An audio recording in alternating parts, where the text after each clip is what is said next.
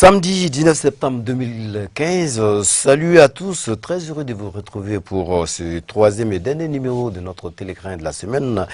Depuis les studios TM2, même objectif, même principe, on ne change pas, une équipe gagne. Seuls les invités changent selon les jours et les profils. Aujourd'hui, c'est samedi, donc c'est le week-end et c'est également la zen attitude, même si ici au grain, tout ce qui se passe autour de nous nous intéresse à tous les coups. Et c'est pourquoi on touche à tout. Mais sauf que c'est un sujet aujourd'hui, les samedis seront abordés de façon décalée sous un angle humoristique. Ajouté à cela, notre rubrique santé, bien-être et mode et le tour est joué. Alors, bienvenue à tous encore une fois de plus. Alors, si vous êtes tout nouveau au grain, sachez que c'est le 9e numéro de Télégrain. Installez-vous, confort, comme vous le voulez, et en tout cas en face de la télé, et nous revenons tout de suite après la musique des 1000 mots.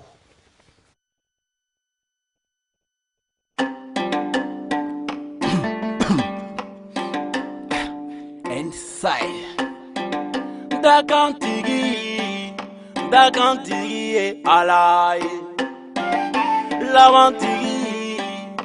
Lava Mazae Ala Ngae Teake Ni Warayai Donovina Atiniza.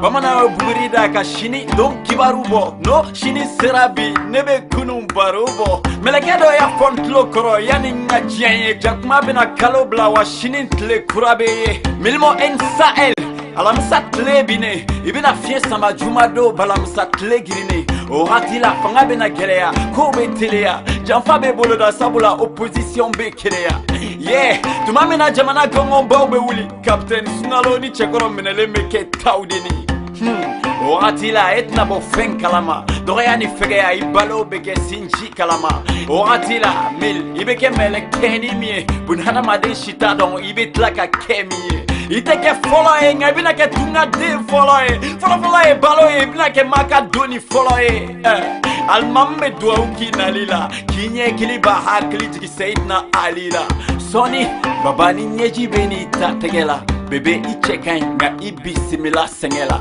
inside hey wara isebegela wai wara iwara imasala dumbai wara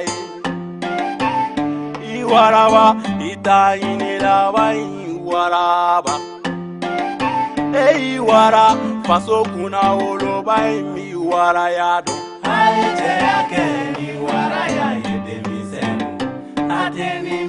Hey, ibe munuma, ibe tete, ibe na togama, imam sobe so baba bige somo sama. Maraka dima ya sigile meke mangoro jukoro imam sobie abeke na fwai sanuntomo na isumu na ilaje okana balila inyekili ba hakli jigi bina alila tumame na musa be meneka tribunal jiju kono colonel amadou beti sigi kuluba sheji kono ibina meko kebana ko sharu garela ngabitla kameko ekol de judo na nyarela ibe korobaya ibe mogodon ibina mogodon ibe tlaka nyingi dambe don kone mbado be keo be korea modibo ketai sigatala be foko tuifa o moketai itena keworoye kumatiga kekamai itena bugo ngaibe nyekuleri chamai chiden to mimbila otiki shikashima waliden joli mimbila obibali ko chamana ibe kontani koramuso islame furugono so ibe tlaka kashi ibina dale kaburu kono iba miri bashikuru de jaleno ikengela ngaibe tlaka e kashikuru de balana. Voilà, très beau clip, très belle chanson, signée 1000 mots d'Akantigi, vous l'avez bien compris. Télégrain Today, c'est détente et humour au maximum à chaque fin de phrase.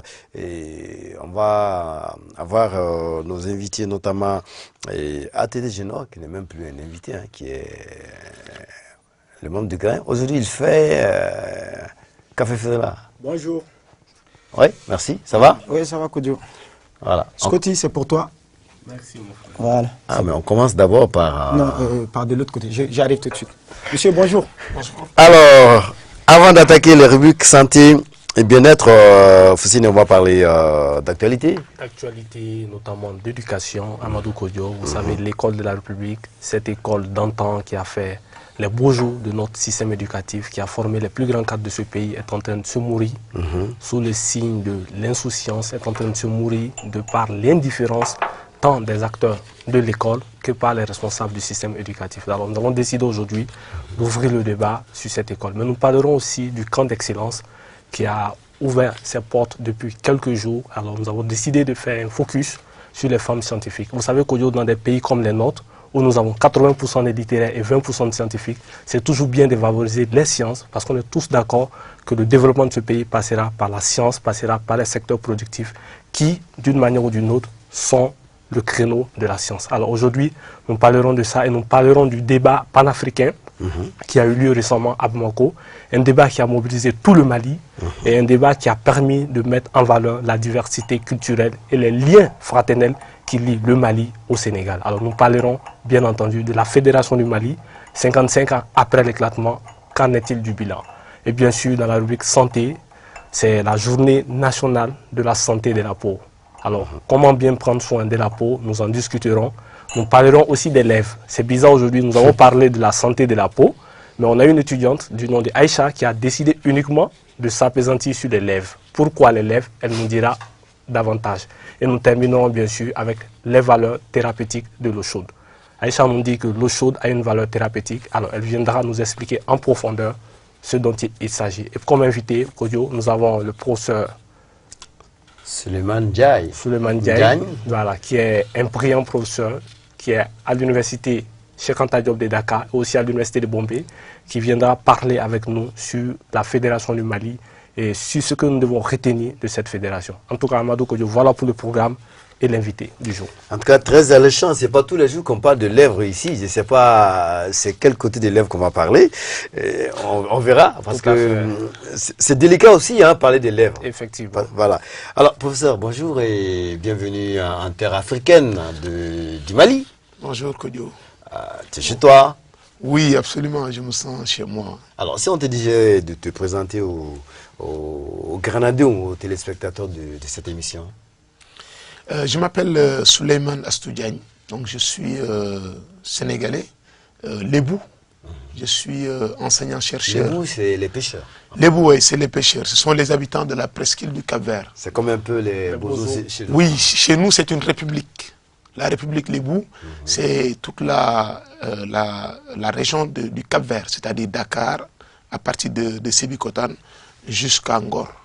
Okay. Donc Dakar était composé uniquement de Lébou qui avait mis en place des collectivités.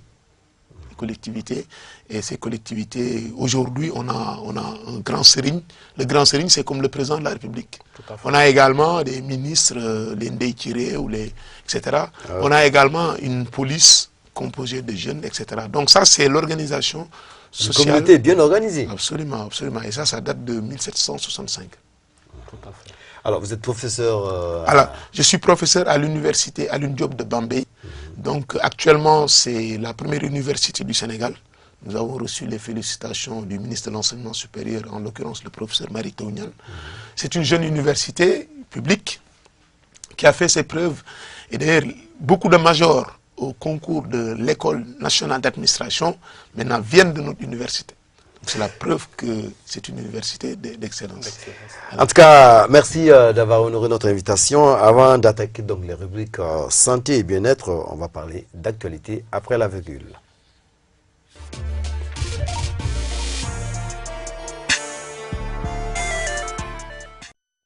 Pour commencer, parlons de cette célèbre école située place de la République, d'où est parti des illustres hommes, notamment Modibo Keïta, le premier président du Mali, Mamadou Konaté ou encore l'écrivain Seydou Badjan Kouyaté. Et aujourd'hui, cette école se meurt dans l'indifférence totale des uns et des autres.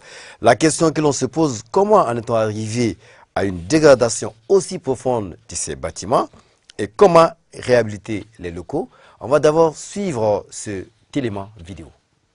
Des vieilles classes, des objets jetés un peu partout, des trous de rats dans les salles, des déchets à même les sols, des toilettes mal entretenues et même des flaques d'eau. Voilà les visages qu'affiche l'école de la République située en face de l'Assemblée nationale. Une école de renom qui a formé plusieurs hauts cadres du Mali. L'intérieur, ça ne va pas. Il n'y a pas de salle de bain pour les enfants. Les robinets ne fonctionnent plus. Yes, partout, il y a des herbicides, vous-même vous avez vu. Maintenant, ce que moi je souhaite, je demande à tout un chacun d'employer leurs propres efforts pour venir nous aider, afin qu'on puisse avoir la solution pour que l'école soit au moins une école de propriété. Cette école réputée être un label dans le temps se trouve aujourd'hui dans un état totalement délabré. Cela malgré les multiples tentatives de réhabilitation. En 2007, les classes que vous venez de voir tout de suite là ont été démolies pour une reconstruction de 3 mois. Bon, jusqu'à ce jour, jusqu'au jour d'aujourd'hui, nous sommes dans ces mêmes chantiers. Une école qui a été construite depuis 1905. Mais regardez ces images-là, que les autorités fassent une bonne volonté pour nous venir en aide pour la reconstruction de l'école de la République. Maintenant, ça fait plus de 8 à 7 ans que l'école est à cet état-là. Et si on entend le nom de l'école de la République et voir son état là actuellement, et on est à combien de jours de la rentrée, à ce rythme-là, si on continue comme ça, finalement, l'école de la République n'existera plus. En tout cas, comme on peut le constater sur ces images, l'école de la République est devenue comme l'école de la rue publique. Oui, belle chute, hein? L'école de la République est devenue l'école de la rue publique. Professeur, est-ce qu'on en rencontre comme ça au Sénégal aussi? Alors, je pense que c'est des cas qui existent également au Sénégal. Ça, c'est des symboles quand même. Oui, c'est des symboles. Et moi, je suis vraiment attristé par l'état de vétusté, de délabrement de l'école.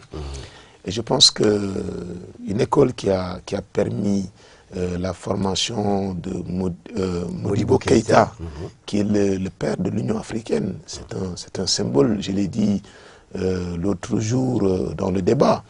Modibo Keïta n'appartient plus au Mali, mais c'est une personnalité qui appartient, je veux dire, à l'Afrique tout entière et à l'humanité. Alors, je pense qu'il doit y avoir une fondation Modibo Keïta. Et j'interpelle le président de la fondation, Modibo Keïta, à trouver les moyens nécessaires en collaboration avec le ministre de l'Éducation nationale et les plus hautes autorités de l'État du Mali à réfectionner très rapidement cette école qui constitue un symbole, parce que ça fait partie des vestiges qui témoignent de la grandeur de notre passé. Et ces vestiges, on doit les conserver parce que ça va servir d'exemple aux enfants de demain. Alors, et franchement, ce que j'ai vu, ça me plaît pas du tout. Il faut que des actions soient entreprises et très rapidement pour refaire l'école. Ouais, moi, je voudrais peut-être m'appesantir sur 2 points. Le premier point, c'est que c'est une situation qui est inhérente à pratiquement beaucoup d'écoles. C'est-à-dire, aujourd'hui, l'exemple, c'est l'école de la République. Les écoles dans des situations comme ça, il en existe beaucoup au Mali. Donc, il est important aujourd'hui qu'on puisse ouvrir le débat sur cette question. Mais le deuxième point, c'est quoi, Kodjo? C'est que quand on entend les responsables de cette école, on a l'impression qu'ils attendent de l'État la réhabilitation de cette école. Alors, depuis 2007, un chantier qui est là et l'État n'a pas fait le travail, il est important aujourd'hui qu'on puisse réfléchir à d'autres alternatives. Et puis c'est là aussi qu'intervient le rôle des municipalités. Le rôle des municipalités. Et aujourd'hui, c'est une école qui fait face à l'Assemblée. Et je suis sûr que si l'école arrivait à saisir en bonne et due forme le président de l'Assemblée nationale, avec le plaidoyer qu'il faut, un plaidoyer qui sera accompagné bien sûr par les autorités municipales, les associations de gestion du quartier, les populations, mais il n'y a pas de raison que l'Assemblée nationale ne prenne pas l'initiative de réhabiliter cette école. Autre alternative, Koyo, mais où sont les anciens de cette école? Où sont-ils? Ceux-là qui ont été formés par cette école. Modibo Keïta n'est plus aujourd'hui. Mais il y a aussi des milliers de personnes qui ont été formées par ces écoles. Et je pense qu'il a aussi de leur responsabilité de s'organiser et de venir en aide à cette école. Et donc, je pense qu'il y a beaucoup d'alternatives. Si on doit tout attendre de l'État, c'est sûr que cette école ne deviendra jamais une école. Donc, il faut qu'il y ait des initiatives volontaristes à la base. Il y a un chef de quartier à Bagadadi, parce que quoi qu'on dise, Kodjo, mais cette école, c'est d'abord les enfants de Bagadadi et des quartiers environnants qui y vont. Donc, il faut que les populations de Bagadadi... Contrairement à avant, où les enfants venaient d'autres quartiers. De d'autres quartiers. Parce que quand même, c'est une école de renom. Une école de renom. Donc, il faut déjà que ce soit les populations de Bagadadi, à travers les responsables coutumiers, à travers les autorités traditionnelles, à travers les associations de femmes et de jeunes, mais prennent le dossier à bras le corps. C'est comme ça qu'ils pourront avoir des gens pour pouvoir les accompagner. Donc moi, je pense que la solution, c'est vraiment des initiatives volontaristes de la part des dirigeants de l'école, de la part des populations locales, mais aussi des personnes de bonne volonté qui, d'une manière ou d'une autre, ont reçu quelque chose de cette école. En tout cas, les messages sont pathétiques et j'espère que tous ceux qui sont concernés et intéressés par la question vont se mettre tout de suite au travail pour que ce pan de l'histoire du Mali ne meure pas. Alors, deuxième point, aujourd'hui, nous nous intéressons aux femmes scientifiques. Et vous savez, il y a un camp qui se prépare, le camp d'excellence, qui existe depuis bientôt quelques années. Et c'est un peu aussi à l'initiative de ces femmes. On va peut-être d'abord suivre l'élément de reportage et on reviendra ici pour en discuter. Elles sont les premières dans leurs disciplines respectives. Leur moyenne varie entre 15 et 17. Elles ont en commun l'amour qu'elles portent pour les sciences. Le choix d'une série scientifique parce que maintenant dans notre pays, les séries scientifiques, c'est pas délaissé mais c'est pas fréquenté aussi. Donc mon choix s'est porté sur ça pour cela. Plus tard, j'aimerais devenir soit économique ou faire le business international pour pouvoir développer mon pays. Parce que l'économie de mon pays, je ne dirais pas que c'est bas, mais c'est pas aussi au niveau que nous voulons. Depuis mon enfance, j'ai toujours eu comme idole les médecins. Donc, depuis 7 ans, j'ai évolué dans ce chemin pour devenir médecin un jour à mon tour aussi. De nos jours, le monde tourne autour de la science. C'est pour cela que j'aimerais faire la science. Rien n'est difficile dans la vie, quoi. Ce qui compte, il faut te diriger vers le chemin que tu aimes. Le métier que tu veux faire, il ne faut pas écouter les autres. Ils vont dire non, ça c'est difficile. Rien n'est difficile dans la vie. Vouloir, c'est pouvoir. Vouloir, c'est pouvoir. Et Mme Sogoba Jacqueline Konaré, ancienne du camp d'excellence et scientifique de son État, illustre à bien des égards cette conviction. J'ai eu la chance d'être parmi les premières filles à participer à ce camp. J'ai pu rencontrer beaucoup de femmes modèles là-bas, dont Mme Gakou, qui était et qui est toujours la présidente des femmes ingénieurs du Mali. Et ça nous a beaucoup encouragés à poursuivre les études. C'est ainsi qu'après le bac, j'ai eu la chance d'avoir 2 bourses d'excellence. J'ai été en France où j'ai suivi des études en informatique jusqu'au niveau doctorat. Et après, je suis rentré au Mali pour servir. L'engagement de la FUMA dans le cadre de la promotion des sciences, au-delà de l'émancipation des jeunes filles, se veut également une alternative pour le développement de notre pays. Aucune nation, aucun pays ne peut se développer sans la science, la technique et la technologie. Surtout à l'heure de la mondialisation que nous sommes. Donc il faut l'implication de tout un chacun. Nous nous sommes rendus compte que les femmes représentent plus de 50%.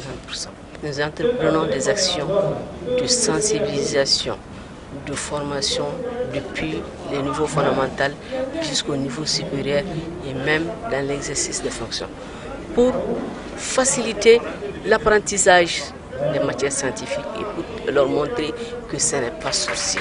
Les sciences, plus qu'une possibilité pour les jeunes, se présentent comme une nécessité pour le développement du Mali. Voilà, les sciences, et surtout si c'est les femmes qui s'y mettent, je crois que c'est une très bonne chose. Absolument. Moi, je suis très enthousiaste de voir que les femmes s'engagent dans des études scientifiques. Parce qu'aujourd'hui, le monde fonctionne avec des dynamiques de liens et le tout repose sur les technologies. Et les technologies, il faut maîtriser la science pour pouvoir les exploiter, en tirer le meilleur pour nos systèmes productifs nationaux. Et les femmes également représentent, en tout cas au Sénégal, elles sont 52% de la population. Donc c'est la composante la plus importante. Et donc une attention toute particulière doit être apportée à leur égard pour leur permettre de prendre efficacement leur place dans la société. D'ailleurs, en économie d'entreprise, il y a des résultats d'études qui montrent que les entreprises qui sont administrées par les femmes sont les entreprises les plus performantes. Tout à fait. Alors, les femmes également sont les moins exposées à la corruption. Tout à fait. Et ça, rapport d'Amnesty International a montré que les femmes sont moins corruptibles que les hommes. Alors, et donc, la femme en elle-même transporte des qualités qui sont fondamentales pour l'émergence de nos sociétés, surtout quand elle s'engage dans des études scientifiques qui aujourd'hui sont laissées pour compte dans notre système éducatif. Effectivement, et c'est ce qui fait la quintessence de ce camp d'excellence. Alors, c'est un camp qui regroupe les premiers sur le plan national dans tous les examens et dans les différentes filières. Que ce soit les instituts de formation de maîtres, le DEF, les centres de formation professionnelle, le bac. En tout cas, ce sont les premiers sur le plan national qui sont regroupés autour de ce camp. Et pendant 15 jours, on les forme. Ils apprennent à échanger, ils apprennent à découvrir le monde et on les amène à la promotion des sciences. Alors, qu'est-ce qu'il faut retenir de ce projet? C'est qu'avec les jeunes que nous avons échangés, nous avons compris une volonté de pouvoir contribuer au développement du pays. Vous avez suivi un peu les interventions des jeunes filles. Elles sont préparées psychologiquement à jouer le rôle dans le développement de la nation. Et là, c'est un aspect très important. Au-delà des cours qu'elles reçoivent, il y a aussi des visites auprès des institutions, des visites auprès des mécanismes, des visites auprès des personnalités qui contribuent fortement à la conviction de ces jeunes filles-là. Donc, c'est un aspect très important. Et je ne sais pas s'il en existe au Sénégal.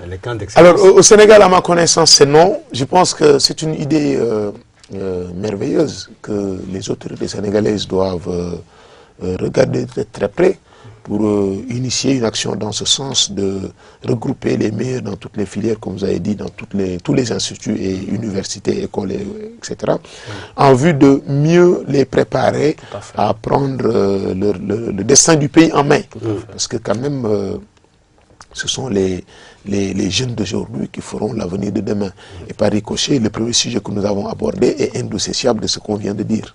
Absolument, c'est pourquoi il est important pour les autorités sénégalaises, en tout cas, de venir voir de très près ce qui se fait là au Mali.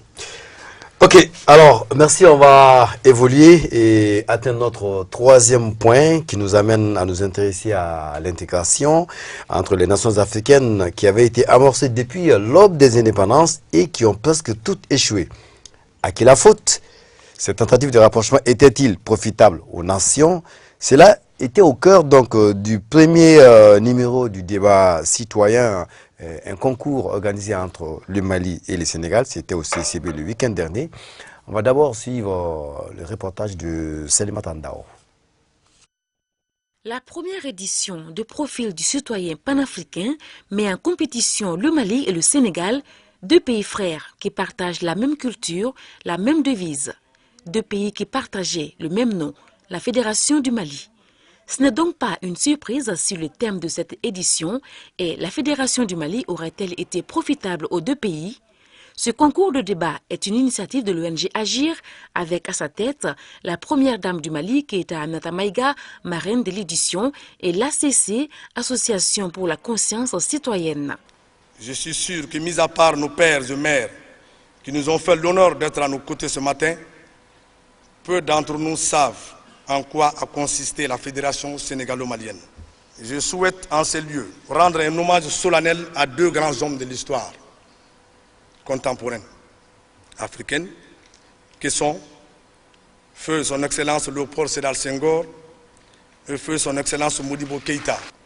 Un tandem qui déjà avait compris que dans un monde en perpétuel changement, on était plus fort à deux et plus que seul. L'ONG Agir espère que cet exercice, dénommé Trophée des premières dames de l'UEMOA, contribuera à promouvoir l'excellence dans nos universités et à encourager l'échange interuniversitaire dans la zone UEMOA, tout en inspirant les jeunes Africains à la recherche de plus d'excellence dans toutes leurs actions. L'Office de radiodiffusion-télévision du Mali, ORTM, est partenaire de cette émission qui donne la chance aux jeunes générations d'émettre leur point de vue sur des sujets tels que le développement et l'émergence de l'Afrique. Un rêve Profil citoyen devient aujourd'hui une réalité, une initiative d'éducation civique, une action citoyenne qui cadre parfaitement avec les objectifs que les plus hautes autorités ont assigné à l'Office de radio-diffusion-télévision du Mali. Il s'agit, entre autres, d'ouvrir des plages de débat démocratiques permettant au plus grand nombre de s'exprimer, de critiquer et proposer des alternatives pour un Mali émergent dont nous rêvons tous. En décembre 1958, le Sénégal, le Soudan français, le Mali actuel, la Haute-Volta, aujourd'hui le Burkina Faso, et le Dahomey, qui n'est autre que le Bénin, écrivent l'acte de naissance de la Fédération du Mali. En janvier 1959, le Bénin et le Burkina se retirent et le 20 août 1960, le Sénégal quitte à son tour la Fédération du Mali. Le Mali ayant été le seul à s'accrocher à cette idée de fédéralisme, ses fils ont dû défendre le oui à la Fédération du Mali lors de cette compétition. Le oui au fédéralisme parce qu'aujourd'hui, l'Afrique est considérée comme un continent meurtri. Le fédéralisme n'est pas un mal. Oui au fédéralisme parce qu'aujourd'hui, l'Afrique a intérêt à aller vers ce que d'autres ont appelé auparavant une utopie. Le fédéralisme aujourd'hui est une nécessité pour tous les pays de l'Afrique. La Fédération du Mali l'a montré à travers Feu Modibo Keïta et Léopold Sédar Senghor. Aujourd'hui, c'est à nos différents 54 États de s'unir, puisque seule l'union fait la force. Les défenseurs du non à la Fédération du Mali donnent leurs arguments, même s'ils pensent que l'union fera la force de l'Afrique. On est sûr que beaucoup de personnes ne savent pas exactement ce qui s'est passé. Et on s'est basé sur une documentation scientifique qui relate les faits qui se sont déroulés. En tout cas, des faits qui ne présageaient pas de cette profitabilité que nos camarades ont bien voulu nous faire comprendre. Même si eux aussi, leur position est assez légitime et donnait quand même quelque part de certains arguments qui tiennent. Le fait révélateur en Afrique qui concerne les regroupements régionaux ou sous-régionaux, c'est que les regroupements à caractère économique ont plus réussi là où les regroupements politiques à caractère fédéral ont échoué.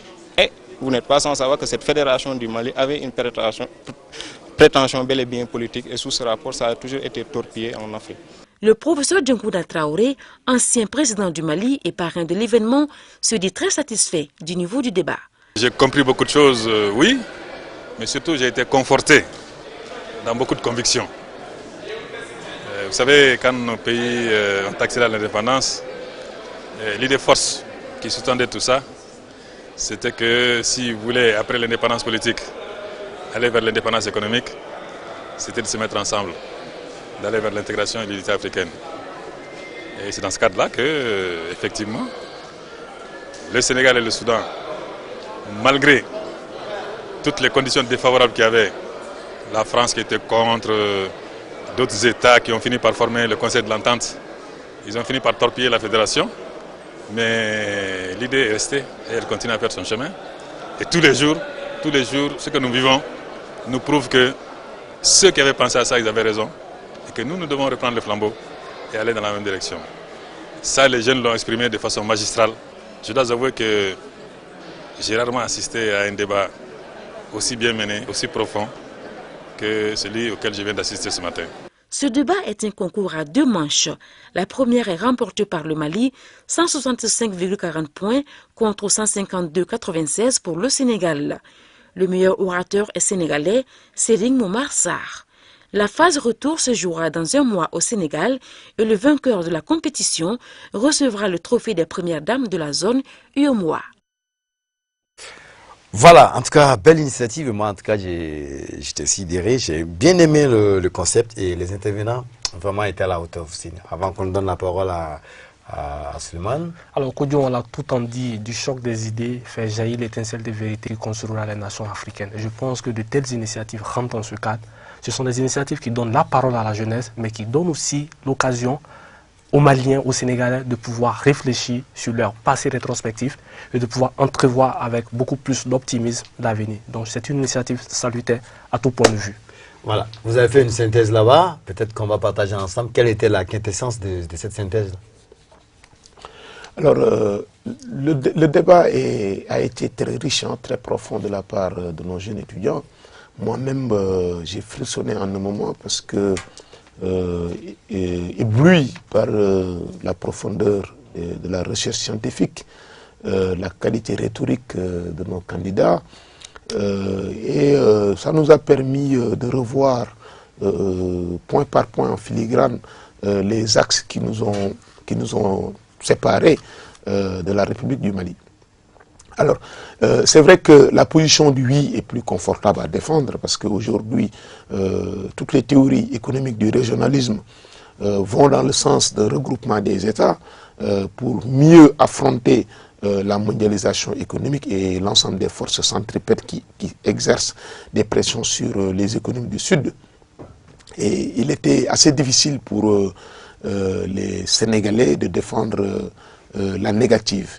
Mais tout compte fait, ce qui est important de comprendre, c'est que la fédération n'est pas morte, parce que c'est dans l'esprit des Sénégalais, dans l'esprit des Maliens, et il faut entrevoir des solutions pour remettre en place le débat institutionnel cette fois-ci, pour qu'on puisse avoir un cadre privilégié d'échange entre les nations.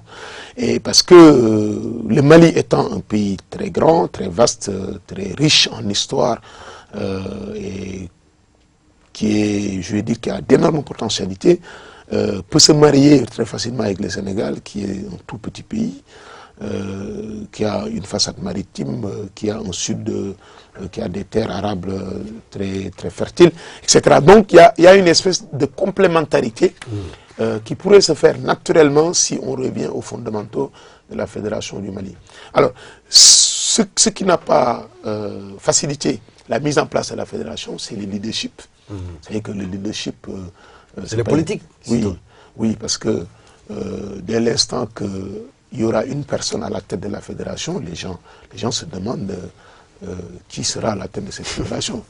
Et au plan institutionnel, qui va gouverner? Parce que chacun va essayer de ne pas perdre la face par rapport à l'autre partie. Et c'est ce qui a un peu sapé l'esprit de la fédération. S'y ajoute la France, je l'ai dit là-bas, la France n'a pas intérêt à voir des pays se regrouper, parce que la balkanisation avait pour objectif de nous isoler et de mieux nous mettre à contribution par rapport à la construction et au développement de la métropole.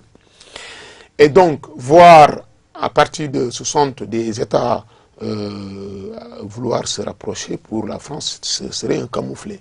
C'est la raison pour laquelle peut-être qu'ils ont instrumentalisé les leaders politiques, chacun des côtés, pour que la fédération ne puisse pas avoir un avenir durable et même partir en lambeaux. Et c'est ce qu'on a observé à partir du 20 août 1960.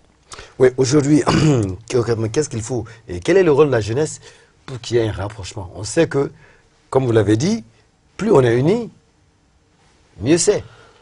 Absolument. Aujourd'hui, c'est pourquoi nous avons initié le débat, moi au Sénégal avec Serge Silva. On a initié l'émission Débattons dans le sens de permettre à la jeunesse sénégalaise de débattre. C'est de la confrontation des idées que jaillit la lumière. Parce que nous avons constaté qu'au niveau national au Sénégal, le débat public, politique est pollué par des querelles de personnes, ce qui n'intéresse personne. Alors, donc on a initié ce débat pour permettre aux jeunes de débattre d'une manière scientifique, de faire de la recherche, de connaître les questions du Sénégal, les questions africaines, les questions du monde, en vue de les préparer à l'exercice du pouvoir. Parce que ce sont ces jeunes-là qui demain seront les leaders de demain. Et donc on a eu également l'opportunité de venir ici au Mali et d'organiser une confrontation entre les champions au Sénégal, avec une équipe du Mali, sur un thème extrêmement important qui nous interroge sur notre manière d'appréhender l'avenir. Et c'est dans ce sens où ça va continuer à permettre aux jeunes Africains de mieux se connaître. Parce que si on se connaît étant jeune et étant étudiant et tout ça, une fois qu'on est des leaders dans nos pays respectifs, on pourra avoir beaucoup plus de facilité à entreprendre des initiatives communautaires et à booster davantage le développement de nos pays. Et en fait, il faut savoir que après l'indépendance, c'est ce qui a facilité un peu les choses.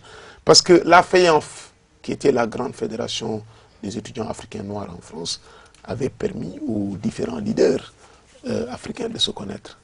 Alors, et ça a permis de faciliter davantage les relations bilatérales et multilatérales dans l'espace africain. Il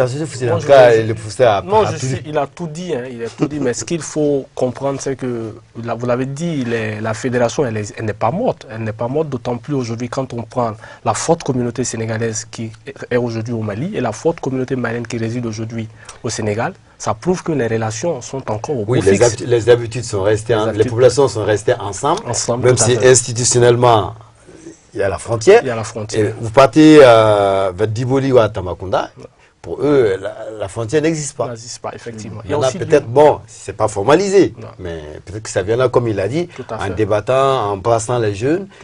Demain, comprendrons que, bon, au-delà de nos égos, c'est tout un ensemble. Tout à fait. En tout cas, professeur, ça a été un plaisir pour nous de vous recevoir dans notre grain. Merci pour l'invitation. Oui. Je voulais juste demander, il vient d'où? Il vient d'où? Oui. Tu l'as pas regardé? Monsieur, vous venez d'où? Moi, je viens du Mali. D'accord. Parce que moi, j'ai cru entendre qu'il venait du Sénégal. Je voulais savoir s'il est venu par avion ou bien, je ne sais pas, d'où dans... Je suis venu à pied. Ah, ok, d'accord. Vous prenez du pain ou bien c'est bon, ça va? Non, je ne prends pas de pain. D'accord. Donc, c'était pour ça. Pour savoir s'il prenait du pain ou pas. Je reviens tout à l'heure. Ça marche. Occupe-toi de ton café, de ton thé. Alors, merci en tout cas, professeur Suleiman. Merci. Et on espère qu'on sera au Sénégal lors du match retour. Absolument. Du match retour. On vous attend de pied ferme. Voilà. Au Sénégal, d'ici un mois, Inch'Allah, on est en train de tout mettre en œuvre pour organiser ce match. Le match retour. D'ailleurs, nous avons gagné. Tout à fait. Oui, que vous avez... Moi, nous avons gagné. J'ai l'habitude de dire que personne n'a gagné. Personne n'a perdu. C'est l'Afrique qui gagne. Oui, c'est le Sénégal et le Mali qui a gagné. Et donc, il faut se mettre dans l'esprit du thème, du libellé du match. C'est clair. En tout cas, je disais aux jeunes que vous n'avez pas perdu, les autres n'ont pas gagné. En fait, c'est une victoire commune aux deux pays. Alors, en tout cas, bon retour. Merci. Et puis, bon, mais pour marquer votre présence sur ce plateau télé, on va suivre un clip. Youssou N'Dour, vous connaissez? Oui, bien sûr. C'est une star planétaire, Youssou N'Dour. Viviane aussi. Viviane, qui a grandi. Une star également. Voilà. Donc, la chanson s'intitule Amitié. Amitié, ok. Voilà. Merci, Djerdjeff. Vous êtes bien dans la philosophie de l'émission. Merci. Merci.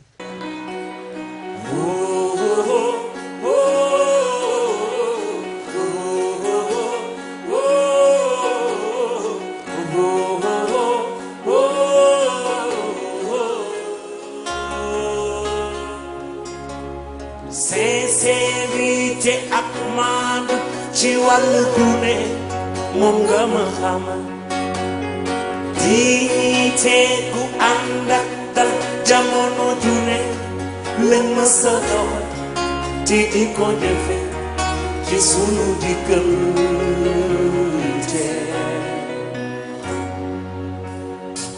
nii nga ko di ma laa ku rafetu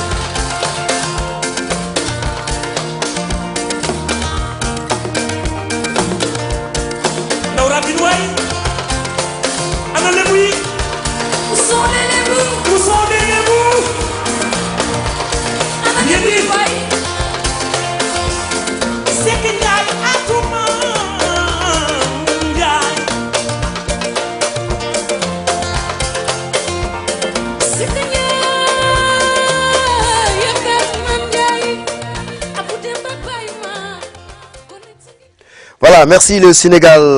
De retour sur ce podium, sur cette scène, sur ce plateau. Ouais. C'est une scène parce que tu as dansé. Voilà, je suis fatigué en plus, tu ne peux pas imaginer. Ça fait 4 ans que je n'avais pas dansé comme ça. Non, en fait 2 ans. Tu mens. Tu ne me suis pas tout le temps. J'ai dit tu mens. Ah, toi, je te respecte, mais bon. Bon quoi? Scotty, parle à ma place. Alors, on va s'intéresser à la rubrique santé et nous parlerons de santé de la peau tout à l'heure.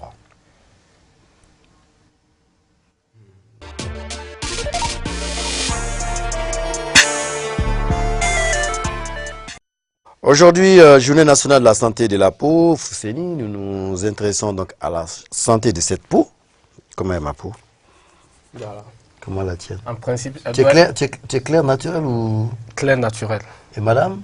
Naturel. C'est sûr? D'accord. Alors, suivons d'abord... moi, tu m'as même pas demandé. Attends, on va en parler après. Suivons d'abord l'ITV. Bien prendre soin de la peau, ça dépend de quelle peau. Parce qu'il faut savoir qu'il y a des peaux sèches, des peaux grasses. Donc, si on a la peau sèche, il faut apporter quelque chose pour lubrifier cette peau-là.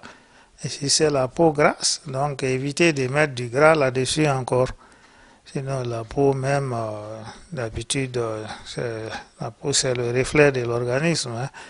S'il n'y a pas de maladie, normalement, il n'y a pas de problème, sauf si vous avez naturellement une peau qui est grasse ou bien qui est sèche. Donc, les peaux sèches, comme je l'ai dit, il faut apporter un lubrifiant, hydrater cette peau-là. Si c'est la peau grasse, donc on évite vraiment d'ajouter du gras au gras. Hein. En dehors de ça, tout le monde n'a pas besoin de crème comme les femmes le font chez nous. Hein. Il y en a qui ont, chaque peau a besoin de ce qui lui manque. L'appel, c'est que la peau, elle est très importante. Quand vous altérez la peau, ça peut amener beaucoup d'autres maladies. Donc, c'est de ne pas agresser du tout la peau. Il faut respecter cet organe-là. Et là, vraiment, généralement, vous n'avez pas de problème avec les dépigmentations, les cosmétiques pour la peau noire. Hein, la peau, le pigment noir, là, c'est ça qui nous protège. C'est ça qui nous protège contre les effets du soleil hein, et beaucoup d'autres maladies. Hein. Bon, si on ne veut pas ces pigments et qu'on amène des substances qui altèrent ça, à la longue, ce n'est pas dénué d'effets secondaires hein, qui peut aller jusqu'au cancer. Hein. Voilà.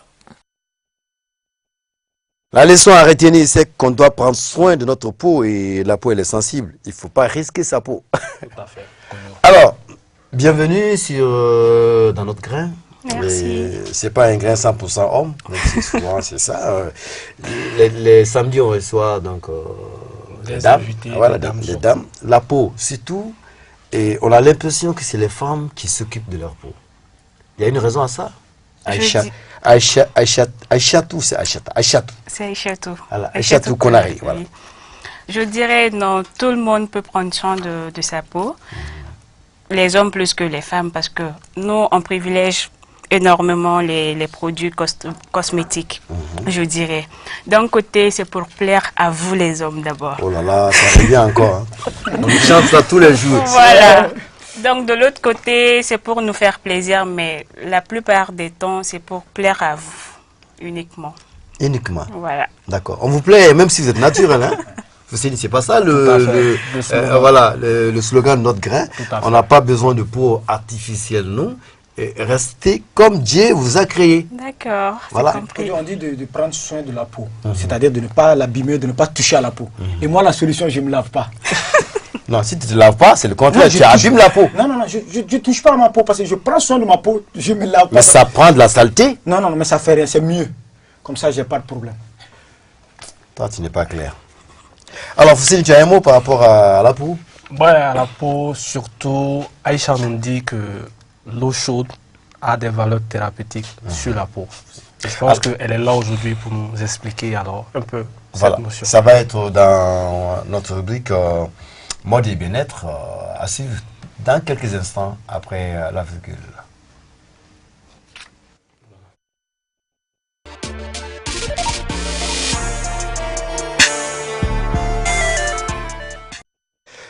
Voilà, les valeurs thérapeutiques de l'eau chaude.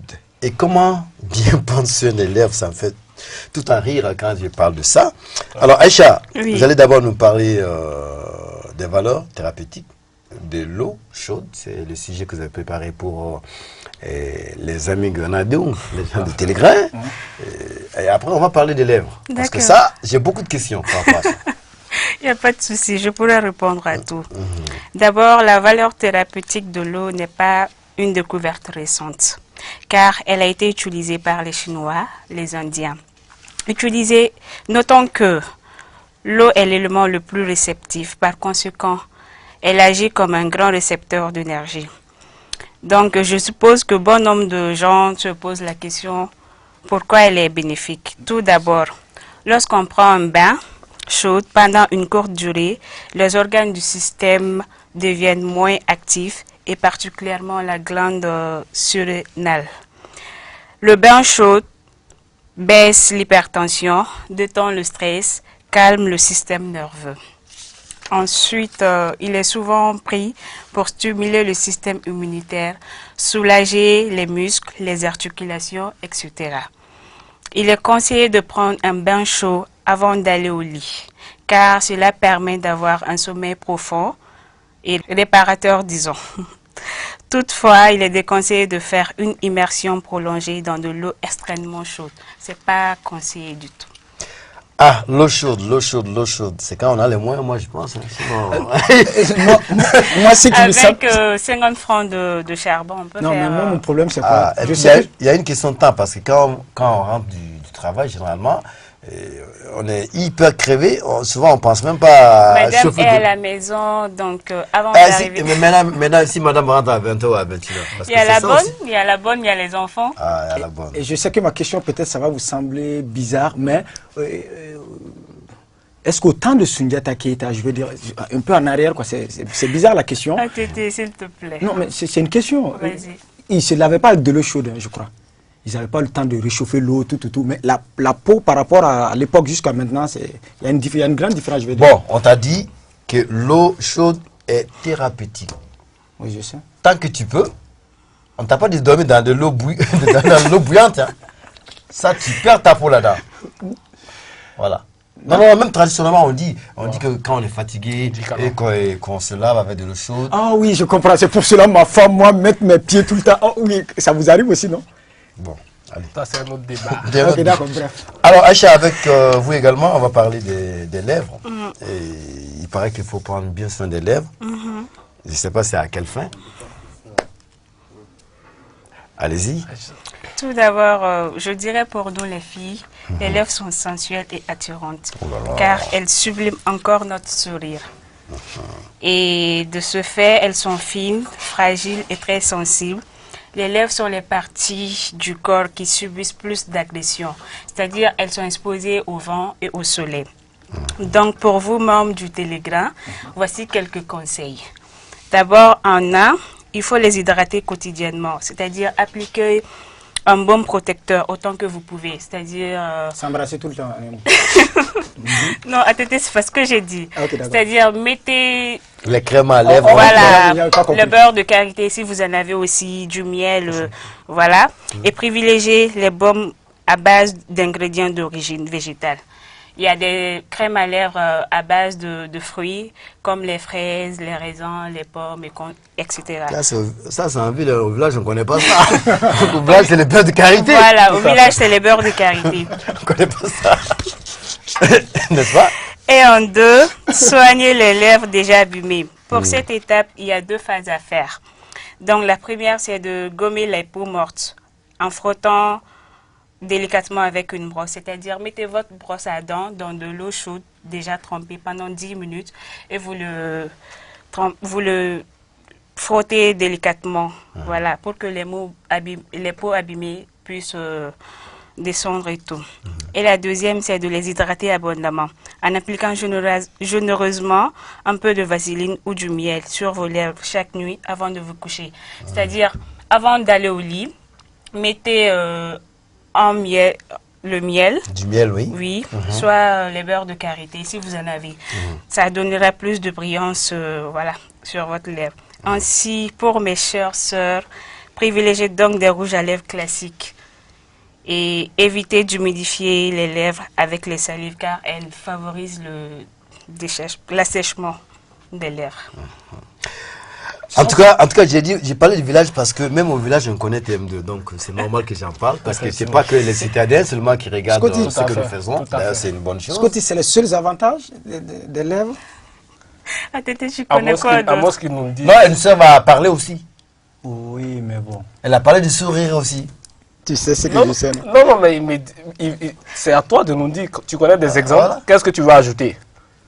Non, moi je croyais que seulement c'était juste dans les couples seulement que ça avait davantage. Et puis, je sais pas, peut-être j'ai mal parlé, mais. Ça te permet de manger, non? Ça c'est autre chose, ça c'est d'autres détails. Donne un exemple alors. Bon. Bref. Ça va être les histoires de coulisses. On parlera de ça après le grand. Alors, avant de boucler la boucle, on va retrouver de la musique. Entre une jeune dame qui prend bien soin de sa peau et de ses lèvres et qui chante merveilleusement bien. Nana Ment, Nana Kouyaté qu'on va suivre.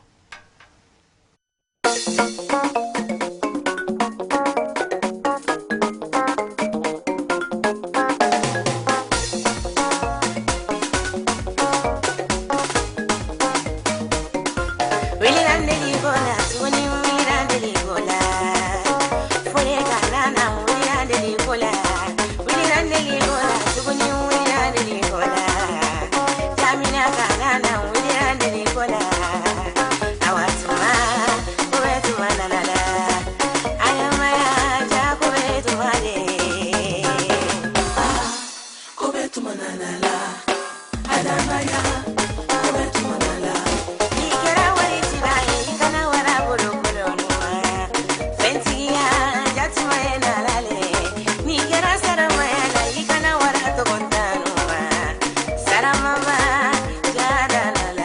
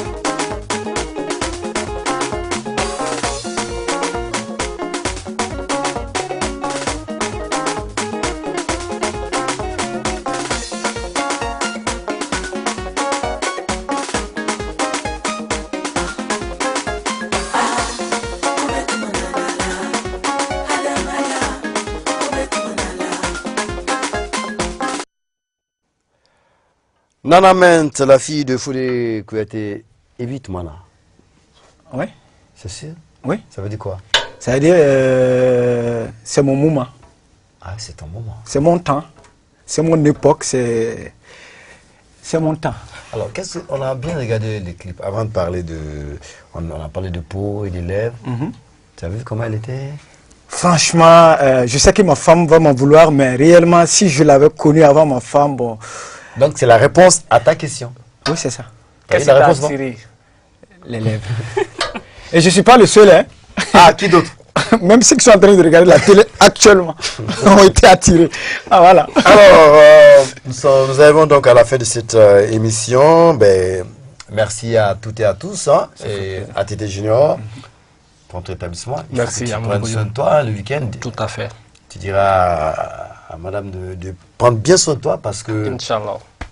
Ça, c'est le début. Tout à fait. Merci à Aïchatou Konari. Merci d'être passé par là. Alors, merci à vous. Kodjo, on se retrouve? Oui. Il y a du thé à emporter si vous voulez amener à la maison. Ouais, je vais mettre dans ma poche. Ok, d'accord. Vas-y. Bye bye. Bon week-end. À la semaine prochaine. Ciao.